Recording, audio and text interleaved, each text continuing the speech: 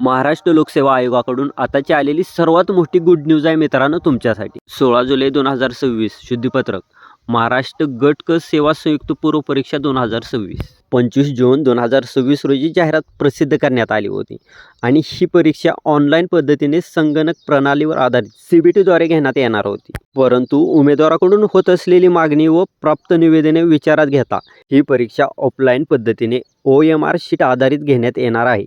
त्यासोबतच पूर्व परीक्षेची सुधारित दिनांक ही 25 ऑक्टोबर 2026 व मुख्य परीक्षेची दिनांक 27 डिसेंबर 2026 रोजी घेण्यात येणार आहे. त्यासोबतच महत्त्वाचं म्हणजे अर्ज भरण्यासाठी ही मुदतवाढ मिळालेली. ही दिनांक 31 जुलै 2026 पर्यंत वाढवण्यात आलेले.